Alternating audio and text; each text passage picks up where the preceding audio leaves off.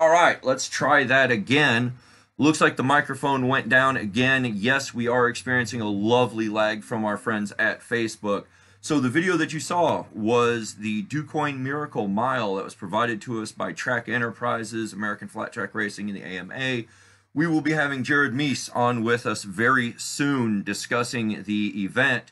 But real quick before we get to that, there is about a 90-second delay. We do apologize for that, about a minute and a half. We're working on it.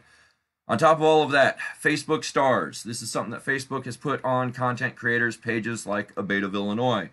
If you want to support A.B.A.T E of Illinois during the course of this broadcast, simply donate stars. You can purchase them through Facebook.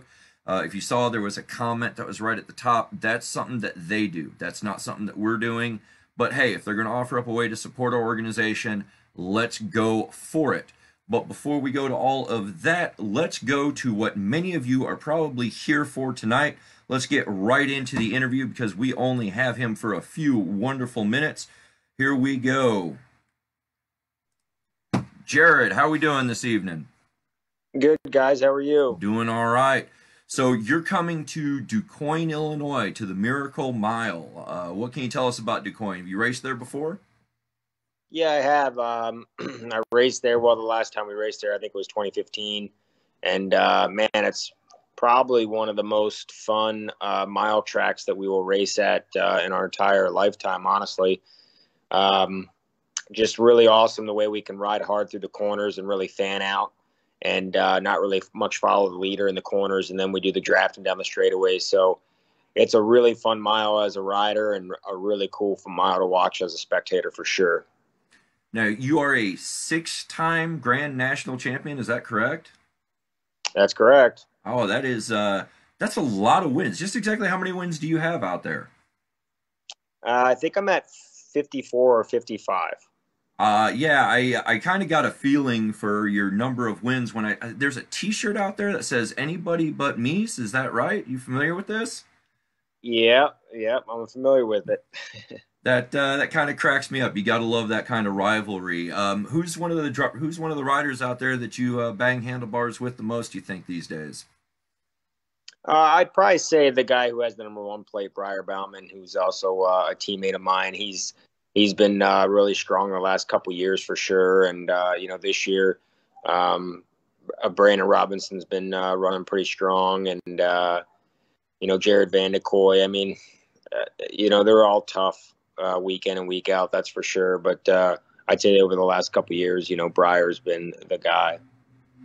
That's interesting to hear. Now, you have a nickname from what I've seen and read and from what I hear from other fans. Several of our ABATE members are big fans of flat track racing. That nickname is the Jammer, is that right? That's it. All right. How did you end up with the name the Jammer? Years ago, there was an announcer named Donnie Bargeman.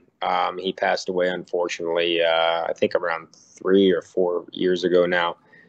And he was just a legendary announcer, man. He was so good at what he did, and he was just so good at just letting it flow. And he was good at giving nicknames. He gave a lot of good nicknames to a lot of really good riders. And jamming Jared Mees, I guess, just fit for him, and that's the way it was, And he was, like I said, he was good at just putting the nicknames with the riders, and it stood out for a lot of years to come. All right, well, that's very good to hear. Now, in addition to the American flat track racing, you're a 2-time gold medalist with the X Games, from what I hear. Yeah, I've got 2 gold and 1 silver. What events were those? The one was in Austin, Texas, and then the other 2 that I won was the other 2 that I medaled in was in Minneapolis. Both 1 gold, 1 silver was in Minneapolis. There you go. Now, you're not the only racer in your family, are you? No, my wife used to race and retired in 2015. On a twin-cylinder motorcycle like what we race now at the top level. She was probably, arguably the best, or definitely one of the best that ever threw a leg on a twin for sure. And, she won some heat races out there and sat on some front rows for some main events. Unfortunately, Never got on that podium, but I think her best finish was like a sixth or a seventh. So she was definitely solid for sure. And I mean, she's done pretty well. If I see right, she's Grand Marshal for an upcoming race, or maybe a race that just passed. Yeah, probably the one of the biggest legendary races on the circuit right now, the Sacramento Mile. I believe it's the second weekend of September. She's going to be the Grand Marshal out there. We have a double header Saturday and Sunday, so looking forward to not only racing it, but seeing the wife get out there and maybe let her ride one of my backup bikes or something, make some laps on it, and give her back a taste of what racing's all about. Oh, that's a good thing. I mean, it's amazing to see how many women riders have joined into not only the racing aspect, but obviously street riding is exploding big with it. So I thought that was kind of interesting that both you and your wife are both racers, and thought that was something worth bringing up. The other thing that I absolutely have to bring up, I'm not doing my job if I don't. I'm a Springfield boy. That's where I reside at, right here in Springfield, Illinois. Our vaunted Springfield mile versus the lowly Duquoin mile. That's 3 hours south of us. How do the two tracks compare? The material, the surface of the material there is very similar. It's clayish material. I think Duquoin seems like it might have a little bit touch more sand in it. But as far as the shape goes, they seem to be like, a little bit different. Duquoin seems to have longer straightaways, tighter corners, but maybe a little bit more banked. And then the Springfield miles got, heck, I bet you the corners are almost as long as the straightaways are. Really, I think it's a pretty symmetrical mile, so to speak. So, and it's a little bit flatter. But Duquoin's probably a little bit more fun to ride. Maybe I'm saying that just because I don't get to ride it a lot. Springfield, we've been riding it 2 times a year since the start of my career. But the most legendary is for sure the Springfield Mile. It's probably the biggest race of the year, or considered to be. I think we go around and we call the Springfield Mile our Daytona 500. So, that being said, I am looking forward to racing the Duquoin Mile. When we left there in 2015, I was like, I hope we come back next year. And, it hasn't been on the circuit for the last 6-7 years. So, like I said, I'm really looking forward to going back to the Duquoin Mile and letting it hang out for sure. That's awesome. And yeah, that is really important. So the races are this Saturday, right? Yeah, this Saturday. And then I believe during the week, like leading up to the Duquoin Mile and even past the Duquoin Mile, so like Sunday, Monday, Tuesday is also the Amateur National the Grand Nationals for the amateurs, which is the biggest week for an amateur flat track kid or family. So it's pretty important too. So if you guys wanted to come out, watch the Duquoin Mile on Saturday, there's also a race I believe Sunday too to check out. So it should be really good. So it's a full weekend of racing. They can come down, support the pros on Saturday, then watch the amateurs achieve their dreams the next few days after that. And I believe there's antique classes going on tomorrow down there as well. The old Harley XG 750s going around the track, a few of those running around and all that fun stuff. Yeah, it should be. Yep. And you race obviously Indian with most of your teammates. What team is that you're with this time around? I'm with the Indian motorcycle team. We're backed by Progressive Insurance, and then I've also got some really good, personal sponsors as well. Rogers Racing, Twig Cycles, Monster Energy Drink, Corbin Seats, Service Pro. So I've got a lot of really good sponsors on my side as well. SDI Racing, Arcade Chain, a lot of people that contribute to the program for sure. I don't know if you were aware, but one of our state representatives here in Illinois is also a team owner or part owner in a team down with A.F.T. Dan Calkins. Oh, okay, yeah, I know Dan. Yeah, he's state representative here in Illinois. It's kind of cool having a state rep that's part of the flat track history. The one thing I wanted to catch before you left us here, obviously we're going to recap the event here in a minute.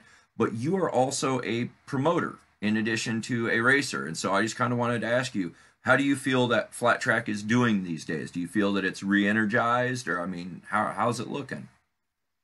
Yeah, definitely. You know, in 2017, we had, you know, basically what we call the rebirth of flat track, and lots of rules were changed. And, you know, Indian Motorcycle came aboard in the series. And, you know, I think with Indian's presence, it really drug a lot of new fans and a lot of new interest in the sport. So it's been really good. The sport's been doing well. Of course, COVID screwed not only our sport up, but it seemed like it screwed everything up, right? Oh yeah. But so far, things have been good, and you know, I don't think anybody's done trying to make the sport better. I still feel like we have a long way to go, and or a lot of room to improve, I should say. But you know, the guys down there at A.F.T. are working really, really hard, and you know, Jim France, who owns the series with NASCAR, is really enthused about the sport. So, you know, we always got to give him a shout out and say thank you to him, because without him, you know, things would be a lot tougher. So, like I said, looking forward to the Duquoin Mile for sure. Then we go to Port Royal the next weekend, and you know, I think about 6-7 weeks we'll be in your hometown there, the Springfield Mile. So looking forward to that too. Labor Day weekend, we have the doubleheader here in Springfield. But Jared, thank you very much for joining us tonight. Anything last words that you want to get in, let our people know for this weekend, or anything in general? No, just come out, get your ticket ahead of time. You know, as a promoter of the series, you know, promoting's a tough game, and you know, we need all the fans' support to come out and watch the event, and you know, participate in it. And you know, buy a T-shirt, buy a couple beers, you know, just always support the event. And like I said, I said it numerous times, but I'm serious. I'm really looking forward to the Duquoin Mile. The weather looks like it's going to be really good, and so come out, have a good time. All righty, Jared, thank you very much for joining us. Thanks to Track Enterprises for hooking us up with this interview. Good luck this weekend, and congrats on recovering from your injuries, buddy. Thank you very much. I'll talk to you soon. Talk to you soon. Bye. All right, ladies and gentlemen. So there you have it. Jared Mees, American Flat Track Racing. I gotta tell you, that's awesome for me. You know, he's actually one of the racers that I somewhat follow. I got introduced to flat track racing, 3-4 years ago at Springfield, and can't believe that I'd been missing out on that for all these years. Watching them 100 miles an hour sliding into the corners, handlebar to handlebar, inches away from each other. It's astounding. If you've never been to one of these races, if you've never been down to Duquoin, I cannot strongly recommend this enough. Duquoin is a very interesting facility. It's the state fairgrounds. It's very classic looking, but yet modern at the same time. So get your butts out this weekend. Go support motorcycle racing in Illinois. I may even try to make it down there myself Saturday night. Don't know yet. I've got some other obligations going on, but hopefully we'll see you there. I know that Mike Gallagher with St. Clair chapter will be down there. A.B.A.T.E of Illinois will have a banner on the track, or near the track at least. So good things abound. Thank you for all of that. Now, moving on to the next thing, State House news. I've had a lot of people ask me, hey, what's going on with our bills? Same thing. All 4 bills that we're tracking, or that we had a part of, and I'll go through them real quick. House Bill 96, which was a bill that would have originally banned tinting on motorcycles. It was intended actually to help people with traumatic brain injury, got revised to help people with traumatic brain injury. We got taken out of it, but we supported it because, you know what, the representative worked with us on it. So House Bill 96, still sitting, sent to the governor, hasn't been signed yet. Senate Bill 58, the one everybody wants to know about. That's the trailer plate bill. It's also going to help out the Auto Dealers Association. Sent to the governor. We're still waiting. It'll reduce fees down to $36. On top of that, we also have House Bill 656. Basically says that a motorcycle passenger has to touch a footrest. Now, for those of you that may have a little bit of an issue with that, it originally was going to start as a ban on children on motorcycles. And you know that we have to bring up that next generation. So now all you have to do is just make sure that they can touch a footrest, and you can modify the footrest. We all know there are footrests out there for shorter riders, so we can use those. But that also is still sent to the governor. And then the last one, Senate Bill 1231. This is the one that we negotiated with Polaris that allows Polaris to sell their comically oversized off-road vehicle, but it won't be used on DNR trails. However, the one thing that will start coming to DNR trails is the electric off-road vehicle that they plan on introducing. And before I go too far, I realized that I didn't start it off at the top. In case you haven't noticed, I've rebuilt some of the show interface. You see these scrolls, whatnot. If there's something you see that you like, let us know. If there's something that you see that you don't like, let us know. I'm still going to be tweaking this and working with it. Hopefully we can figure out the reason why we see this 90-second delay that gets us clobbered so much. Anyway, so moving on from there, give me just one moment. We are going to talk about our lovely favorite thing, the Illinois Gaming Board. We're still in a holding pattern here. Everybody asks me, hey, what's going on with that gaming board thing? Are we going to fight? What are we going to do? Yeah, we're going to fight. Yes, we're going to support riders that are being profiled against. We are more than likely going to address the full gaming board in August. It'll be I believe the first or second week of August. We're going to submit the request to talk to them and say, hey, we want a rule that says this is not association. What you have been doing is wrong. Sending out agents to essentially harass gaming places. They're going out to VFWs. They're going out to American Legions. They're going out to small mom and pop bars and just basically trying to bully and threaten them because they're willing to host events for motorcycle clubs. Yeah, we are just not going to tolerate that. Just that simple. So anyway, that's what's going on, the latest with the gaming board. When we actually decide to have that chat with them, we will let you know, and we will go from there. Looking through comments, I see Blackhawk in the house, I see Illini, I see Freeport, see Lincoln Land, I see Northern Illinois, 10 Mile Creek, Central, more Starved Rock, Howdy coming in from Eastern, Will County, Freebird.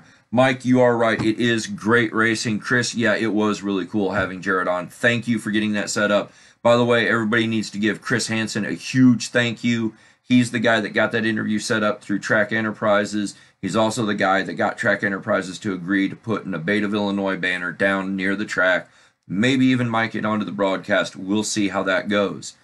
So everybody owes give Chris a huge thank you for getting that done.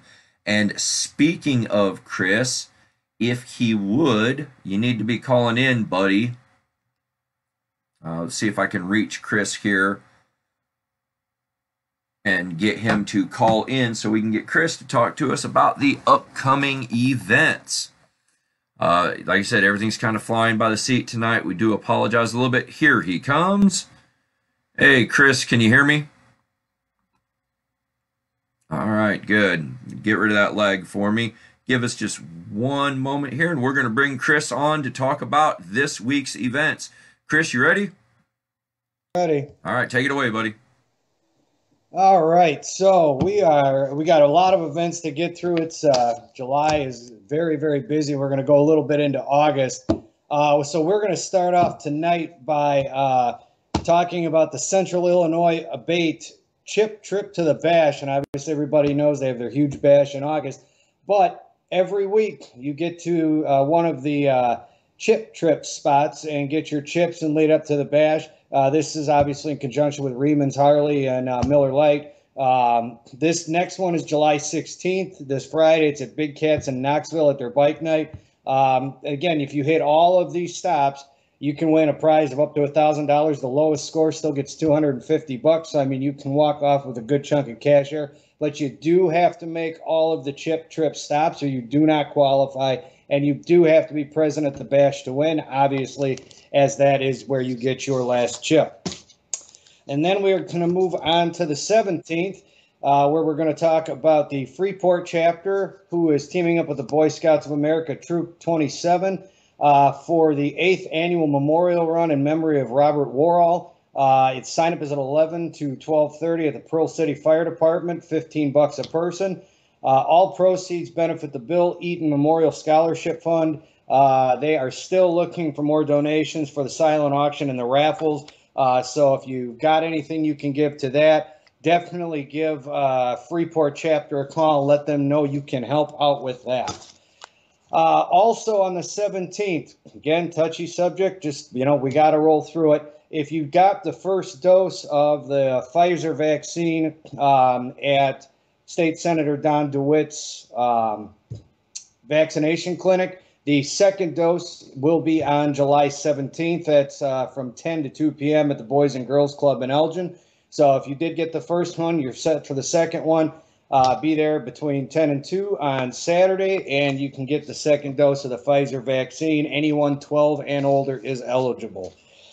Then we are going to move on to the Duquoin A.B.A.T.E Bikini Bike Wash. This is always a fun one. It's at Knuckleheads Tavern in Elburn.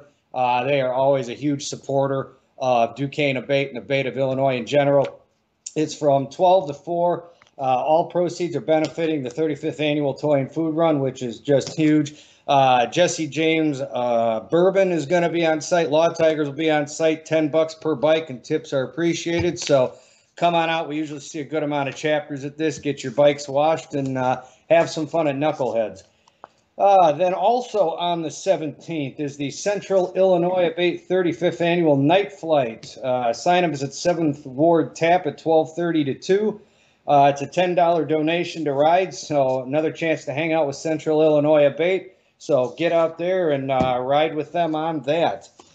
Then we are going to talk about, and again, I'm just going to mention having Jared Mees on was awesome. As we said, Saturday, July 17th, American Flat Track Racing returns at the Duquoin Mile. This is pits are at 11, stands at 4. Racing starts at 7. The hot laps are at 4 o'clock. So you can get on AmericanFlatTrack.com, purchase your tickets now to that. You got all these events during the day on the 17th. Stop by, get your bike washed, hang out with Central Illinois, get your vaccination, and then head on down to the Duquoin Mile and watch the American Flat Track, cheer on Jared. Have a good time with us. Flat track is always fun to watch, like Josh had said. And if you have not seen it before in person, man, I highly suggest you get out there and see it. We are then going to move on to Saturday, July 24th. Kaskaskia Valley A.B.A.T.E has got their 5th annual Members Memorial Ride. Sign-up is at the Fuzzy Duck from 11 to noon, and first bike is out at 12:15. $10 a person. T-shirts are $10 each. All proceeds go to Kaskaskia Valley A.B.A.T.E of Illinois. You can see right there on the flyer for more info. Give Troy or Vicky a call, and they can answer any questions that you might not have gotten answered from the flyer. Also on the 24th, the Duquoin chapter is supporting, as I always do, the 6th annual Sephtastic motorcycle run to bring awareness to suicide in young teens and adults. This ride leaves Fox River Harley-Davidson. Kickstands are up at 10:30. And it goes on a 75-mile fully escorted ride to Schmitztown Tap, where music's going to be by the Funkles. You can find all the information on projectseth.org. This is always a fun run. You don't put your feet down from start to finish, so definitely come on and hang out with the Duquoin chapter for that. And then also on the 24th is the Freeport chapter Bark at the Moon Run. Sign-ups from 5 to 6 p.m. at Logan's Bar and Grill. Cost is $10 a person. If you join A.B.A.T.E that day, you can actually do the ride for free. Last bike is in by 10. You can definitely get a hold of Doug for more information. You can see his number on the flyer there, so feel free to give him a call, but definitely participate in that 19th annual run. I mean, 19 years, that's a long time to be doing that. Then we move on to a very fun event on the 25th. The Lemoyne Valley chapter of A.B.A.T.E has got their 6th annual Pancake Breakfast. I believe Josh covered this one last week. He's been to this a couple times. It's from 8 to 11, River Road in front of the City Hall there. So if you can't find it, watch for the signs. They'll be all over the place. It is a free will donation, so donate whatever you want. You can get a hold of Lori for more information on that one. Then we're going to head to Springfield for the Lincoln Land Chapter A.B.A.T.E Downed Riders Benefit. This is on Sunday, July 25th from 1 to 5:30. They're going to have live music all day, silent auctions, door prizes, food vendors, cold drinks. $5 at the door. I mean, only $5, and you're getting all this stuff. There's a bike show. The check-in for that's at 1 o'clock. They've got plenty of drawings, tons of sponsors. So, I mean, go have breakfast with Lemoyne Valley and then head on over to Lincoln Land's event for the Downed Rider benefit. Always going to be a good time. Lincoln Land does a hell of a job putting on events. So get over there and check that out. And then we are going on to a big old rally here, the Four Corners Rally, which is being put on by Salt Creek, Eastern, Heart of Illinois A.B.A.T.E. This is going to be from July 30th to August 1st, so a whole weekend. It's $25 the day of the event for admission, $25 for camper fee. You save by $5 if you do it in advance. It goes 20 to 20. So anybody 18 years and older that's an A.B.A.T.E member, otherwise it's 21 years and up, open to the public. They're going to have vendors, bike games, water slide, adult games, dunk tanks, burnout pits, all this stuff. This is all at Moore's Mill in McLean. So check out the rules there. Get a hold of any of these 3 chapters if you have any questions on this. But you can make a whole weekend out of this. So this is great to see 3 chapters putting on an event like this together. Very cool to see. Then on July 31st, right in the middle of the Four Corners Rally, take a ride over to the Northwest region. They're having their Convergence Run. It's rain or shine, $10 donation per person. Your chapter, starts wherever, whenever they want. You make up your own route. That's kind of the fun part about this. At the ending point, they're going to have the 3-headed monster food truck. They're going to have beef, pork, chicken, vegan stuff. It's a traveling trophy. The chapter with the most members on the run wins that trophy. 8 chapters, and you just end up at the same spot. So you can make your own ride, take your own route, whenever, wherever, and do your thing. Sandy works real hard at this event, and it's always a fun. I know there's a lot of people planning on attending this one too. So it's going to be a busy weekend that weekend. So definitely have your plans to hit that up.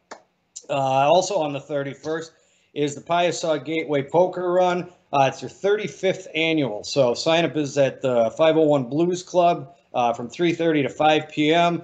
There's an award for the largest group in attendance. Get a hold of Paulette or Mark if you have any other questions. But again, 35 years. I mean, that's very, very impressive. Then we're going to switch, get into a little bit into August here. August 1st at 8 a.m., Open Roads is doing another one of their summer book rides where you meet up. You ride around to some of the stops in their book. You're going to meet at Country Kitchen in Salmonaught for this one. Kickstands up at 9 a.m., so you can see there where they plan on going. Again, always fun to ride with Open Roads.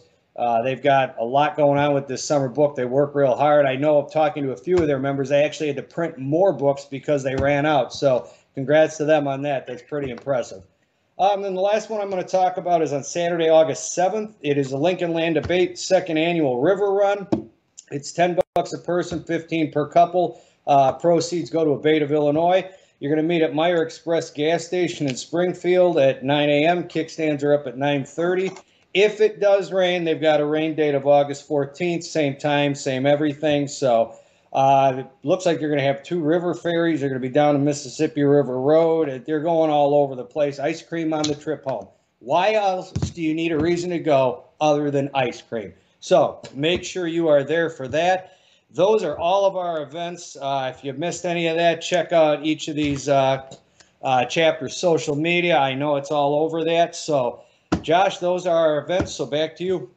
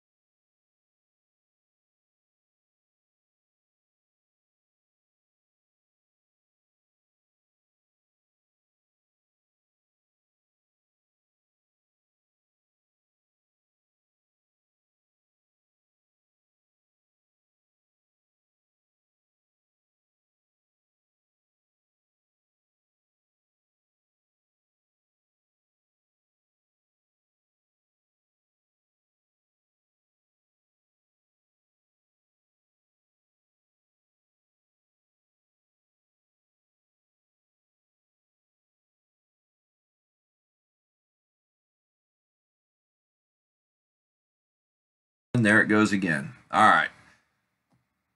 Sorry about that. The microphone issue is partially caused by the Skype issue. There was a update to Skype that causes the microphone to jump around. It's a lot of fun right now. We did fix it. So what I was saying, thank you to Chris Hansen for giving us the rundown on local events. He did mention Lemoyne Valley, their pancake deal. I've been to it several times. Highly recommend it, especially if you've got an inner fat kid that likes to celebrate and eat. It is a good time. Moving on from there, talking about different things going on around the state. You know, you can see right next to me, it says ABATE in the future. It's the last thing that I want to talk about before we get into questions. Speaking of which, I don't see any questions down there right now, but we'll get into the wrap-up and questions. If you have questions, post them up. So you see next to me, I've got it posted, ABATE in the future. What are we talking about? Motorcycling is undergoing a fairly interesting shift. I taught motorcycle safety class this past weekend and saw the same thing that I have been seeing consistently for over a year now.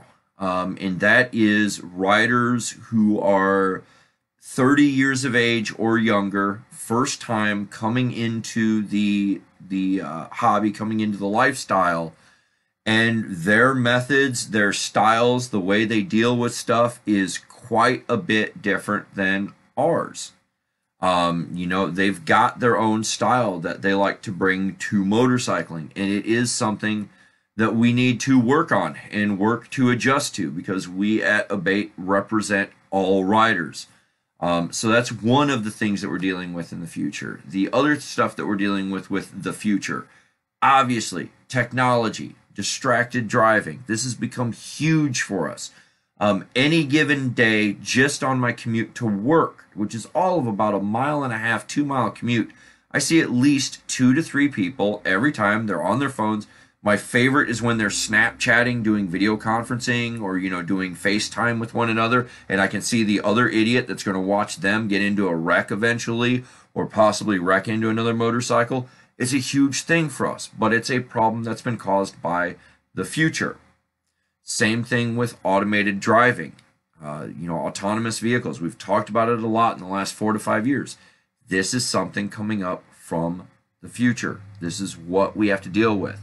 There was a really good meme I saw going around Facebook a couple weeks ago. It said the job of an old biker is to make sure that the young biker becomes an old biker. And that's the fight that we find ourselves in. It is our job to make sure that we preserve what we love and what we've enjoyed for many, many years for the younger generation. So that is a twofold approach. One, we need to make sure that technology works with the younger generation and isn't there to threaten or hurt motorcyclists. Two, we have to use that same technology to reach out to those younger generation riders and get them involved and get their input on what they're seeing and what they would like to see. Motorcycling changes and shifts every 10, 15 years. You know, we've seen much of it. We've seen a lot going on with the changes in motorcycling over the years. You go from the Ironhead to the Evo. You go from Evos to, you got a lot of guys running mid-adventure style bikes. You know, things change. It's just the way it works. Mike, I see your comment, need huge air horns. Yeah, I'd love to see that. There is a company, somebody just sent me a deal with that. Anyway, so that's what I'm saying. When we talk about the future, this is something that we all need to be considering and all need to be working on and all need to be thinking about. If you have ideas on how to deal with the challenges of the future, send it out my way. You know, my email is right down here, ski@abateil.org. You can message Chris. You can bring it to a board meeting, all that fun stuff. We can keep going talking about for a while, but seeing as how we have got questions and comments that are popping off down there in the comment section, let's just go ahead and get to it. Wrap up in your questions. First question that I saw out there had a gentleman from Fairbury, Illinois, asking what the closest ABATE chapter was to him. That is Heartland ABATE. They are based in Pontiac. Get up there. Get to Pontiac. Go look for Mouse. He will get you straightened out, get you helped out. You can also find them on Facebook. Dan Calkins, State Representative Calkins, down there in the comments, you're asking me if I'm getting you the flag for Saturday. I assume you're referring to the banner. We're working on getting it down there. I just picked it up today. So hopefully that answers your question. A few more up here. I see Scott Carter, Scooter, you're asking how long do we have to wait for the governor to sign these bills? The governor has a statutory mandated deadline, and I just sent that information out to our legislative team. So if you give me 1 minute, I'll tell you exactly how long he has on every one of the bills that we are tracking. If you give me just 1 moment here. Looking at other questions, Robert Riddell checking in, saying that Blackhawk is doing a ride and a party open to all on Saturday the 17th. Be leaving from Grease Monkeys in Kelowna at 12, Kickstands up at 1, party at Len Brown's in Moline up in the Quad Cities starting at between 5 to 6 p.m. That should be a good time, especially with Robert there leading it. I would assume that he's going to have a very nice young lady named Katarina on the back of his bike, hopefully. And yes, I'm going to say that while we're live on Facebook.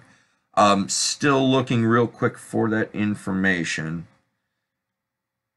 Give me 1 moment. Here we go. All right. So, Scott, you were asking about the bills. House Bill 96, which was the tinting, and Senate Bill 1231, the off-highway vehicle. The governor has until August 24th to sign that bill. The Senate Bill 58, which is the trailer fees, the governor has until August 28th to sign that bill. And then the last one, House Bill 656, which was the motorcycle passenger bill. I know that we've talked about it a lot because the governor's staff's actually been in touch with me about that one.